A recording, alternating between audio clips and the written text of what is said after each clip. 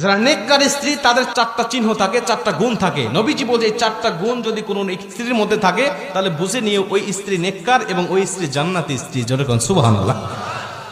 দেখেন তো আপনার স্ত্রীর মধ্যে মেলে কিনা এই চারটা গুণের কয়টা গুণ আপনার স্ত্রীর মধ্যে আছে? মা বোনেরা আপনারা একটু মিলান নিজের সাথে, যে চারটা চিহ্ন বা চারটা গুণ এর মধ্যে আমার কয়টা আছে আর কয়টা নাই। যেটা নাই সেটা আপনি আমল করার চেষ্টা করেন। প্রথম নম্বর, নবীজি বলছে যেই স্ত্রী কথাবার্তা বা অঙ্গ ভঙ্গি দিয়ে সবসময় তার স্বামীকে খুশি রাখতে চায়, সন্তুষ্ট রাখতে চায়, হাসাতে চায়, আমি নবীজি বলছি ওই স্ত্রী আদর্শবান স্ত্রী। যেরকম সুবহানাল্লাহ। অঙ্গভঙ্গি দিয়ে, হাসি দিয়ে, বিভিন্ন ভাবে কথাবার্তা দিয়ে স্বামীকে হাসি খুশি রাখতে চায়, সন্তুষ্ট রাখতে চায়, নবীজি বলছে ওই স্ত্রী সবচেয়ে আদর্শবান। আপনি মিলান তো আপনার স্ত্রী আপনাকে হাসায় কিনা, আপনাকে সন্তুষ্ট রাখতে চায় কিনা, নাকি সবসময় মুখ গোমরা করে রাখে? যদি হাসাতে চায় বা আপনাকে সন্তুষ্ট রাখতে চায় বুঝে নিয়ে নবীজির ভাষা অনুযায়ী ওই স্ত্রী আদর্শবান। 2 নম্বরে নবীজি বলছে তুমি যখন বাহির থেকে আসবে তখন তোমার স্ত্রী সংসারের কাজগুলোকে সামান্য সময়ের জন্য স্থগিত করে তোমাকে সময় দেয় কিনা।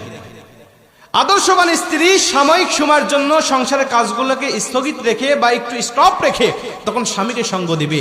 বাইরে থেকে আসছে জুতাটা খুলে দিবে, জামাটা খুলে আলনার উপর রেখে দিবে, এরপরে কি লাগবে গামছা মুখ ধুয়ে আসছে ওয়াশরুম থেকে টাওয়ালটা আগায়া দিবে, তার কি দরকার এদিকে সে মনোনিবেশ করবে। নবীজি বলছে যখন আদর্শবান স্ত্রী এটা করবে আল্লাহ পাক তখন ওই স্বামীর মধ্যে স্ত্রীর জন্য মোহাব্বত ঢেলে দিবে। জোরে বলেন সুবহানাল্লাহ।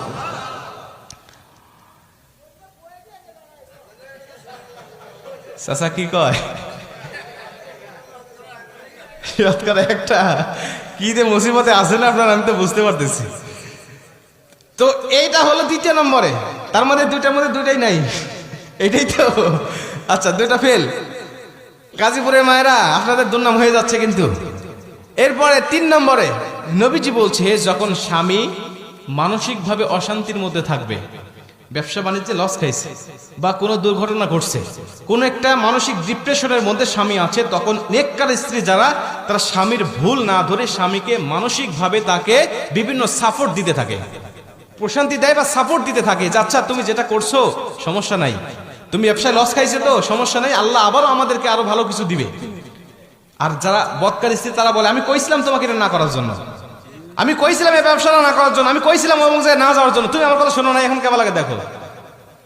এটা হলো বদকার স্ত্রীর কথা। নেককার স্ত্রীর কথা আচ্ছা তুমি যেটা করেছো এটা তো আল্লাহর তরফ থেকে হয়েছে, আল্লাহ তো বলেছেন ওয়ালা সাউফা ইউতিকা রাব্বুকা ফাতারদা, অচিরেই তোমার রব এমন কিছু দিবে যা দেখে তুমি সন্তুষ্ট হয়ে যাবে, অতএব মন খারাপ করো না, আল্লাহ এর থেকে আমাদের জন্য ভালো কিছু রেখে দিয়েছে। যেরকম সুবহানাল্লাহ। বলেন এমন কথা যখন কোন স্ত্রীরা বলবে স্বামীকে, তখন ওই স্বামী কিন্তু যদিও কষ্টের মধ্যে থাকে কষ্ট মুহূর্তের মধ্যে দূর হয়ে যাবে, যে কেউ আমার পাশে